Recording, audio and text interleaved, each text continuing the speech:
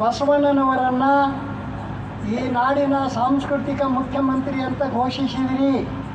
ನಿಮ್ಮ ಕಣ್ಣೆದರೆ ಸನಾತನಿಗಳು, ಕೋಮುವಾದಿಗಳು, ಲಫಂಗರು, ಬದ್ಮಾಸರು, ಕೊಳಕರು ಎಲ್ಲ ಕೂಡಿಕೊಂಡು ಬಸವಣ್ಣವರನ್ನು ಸನಾತನದ ಕೊಳಚೆ ಗುಂಡಿಗೆ ನೂಗ್ತಾ ಇದ್ದಾರೆ. ಹೇಗೆ ಬಚಾಯಿಸ್ಕೊಳ್ಳೋರಿದ್ದೀರಿ ನೋಡಿರಿ. ಇದು ನನ್ನ ರಿಕ್ವೆಸ್ಟ್ ನಿಮಗೆ.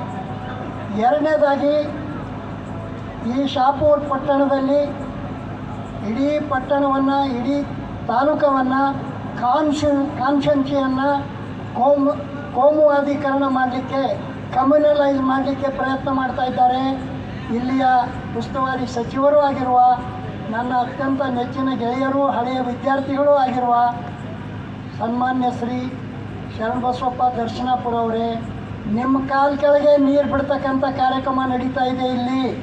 ಆದ್ದರಿಂದ ನೀವು ಎಚ್ಚರಿಕೆಯಿಂದ ಈ ತಾಲೂಕಾ, ಈ ಕಾನ್ಸ್ಟೆನ್ಸಿ ಕಮ್ಯುನಲೈಸ್ ಆಗಲಾರ್ದಂಗೆ ನೋಡ್ಕೊಳ್ಳೋದು ನಿಮ್ಮ ಜವಾಬ್ದಾರಿ.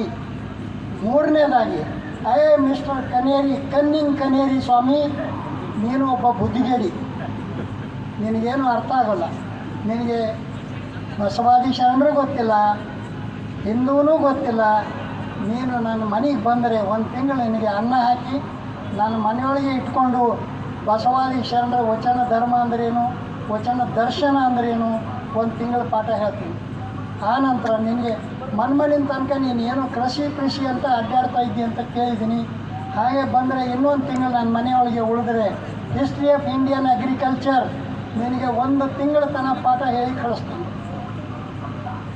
ಇನ್ನು ಮೂರನೇದಾಗಿ, ಒಂದು ಆ್ಯಕ್ಷನ್ ನಾವು ಮಾಡಬೇಕಾಗಿದ್ದ ಕೆಲಸ ಏನು ಅಂತಂದರೆ, ನಾವು ಸದ್ಯದ ಸಂದರ್ಭದಲ್ಲಿ ಮುಂದೆ ಕೂಡ ನಮ್ಮ ಎಡದ ಹೆಗಲ ಮೇಲೆ ಬುದ್ಧನನ್ನು, ಬಲದ ಹೆಗಲ ಮೇಲೆ ಬಸವನನ್ನು ಕೂಡಿಸ್ಕೊಂಡು, ಎದೆಯೊಳಗೆ ಬಾಬಾ ಸಾಹೇಬರನ್ನು ಇಟ್ಕೊಂಡು, ಕಣ್ಣೊಳಗೆ ವೈಜ್ಞಾನಿಕ ಸಮಾಜವಾದದ ಬೆಳಕನ್ನು ತುಂಬಿಕೊಂಡು ಮುಂದುವರಿಬೇಕಾಗಿದೆ.